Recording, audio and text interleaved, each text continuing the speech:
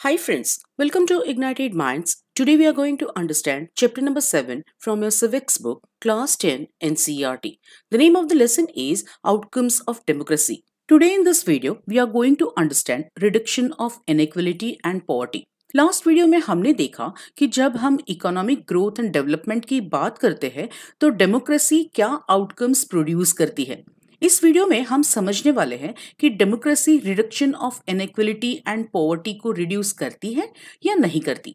Now democracy है तो हम ये एक्सपेक्ट करना शुरू कर देते हैं कि democracy economic growth and development तो लाएगी ही, लेकिन डेवलपमेंट से ज्यादा हम ये भी एक्सपेक्ट करना शुरू कर देते हैं कि डेमोक्रेसीज इकोनॉमिक डिस्पैरिटीज को जरूर रिड्यूस करे, यानी कि जो रिच एंड पुअर के बीच में जो गैप है बड़ा सा उसे कम कर देगी।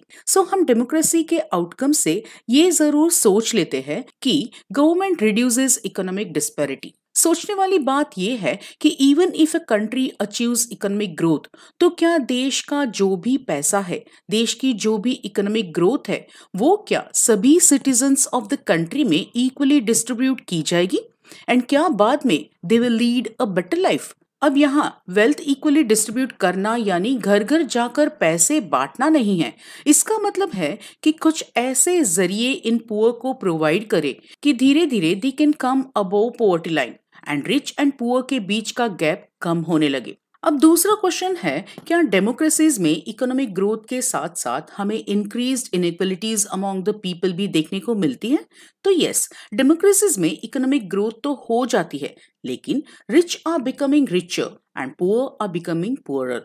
सोचने वाली बात तो ये भी है कि क्या डेमोक्रेसीज गुड्स एंड अपॉर्चुनिटीज को डिस्ट्रीब्यूट करती है? तो ये सारे सवाल हमारे दिमाग में आते हैं जब हम सोचते हैं कि डेमोक्रेसी में डिस्पैरिटी है या नहीं है, एंड अगर है तो उसके कुछ सॉल्यूशंस लाए जाए एंड रिच एंड पुअर के बीच में जो गैप है उसे रिड्यूस किया जाए। लेकिन democracies are based on political equality, यानी कि एक डेमोक्रेटिक कंट्री का citizen is free to contest election and vote for his choice of government.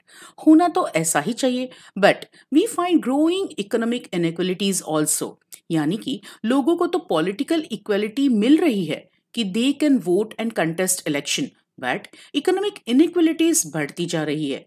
Wealth and income of a small number of ultra rich is continuously increasing, and their share in the total income of the country is also increasing. जबकि जो poor है, they have very little to depend upon. उनकी income continuously कम होती जा रही है। उनकी हालत इतनी खराब होती है कि they find it difficult to meet the basic needs also. That's why we can say कि democracies do not appear to be very successful in reducing economic inequalities, क्योंकि हमारे कंट्री में a large proportion of voters are poor and कोई भी political party ये तो नहीं चाहेगी कि ये लार्ज प्रोपोर्शन ऑफ वोटर्स उनसे नाराज हो जाए and they lose their votes, but चाहकर भी the political parties are not able to focus on reducing economic inequalities.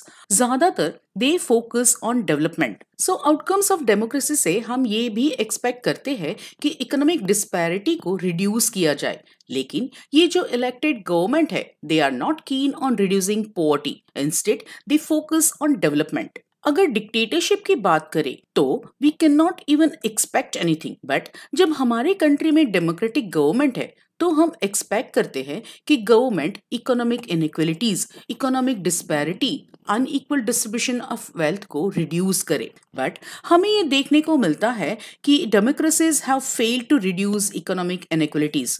जो रिच है, जो डेवलप्ड कंट्रीज है, उनके ऊपर poor and developing countries dependent हो जाती है।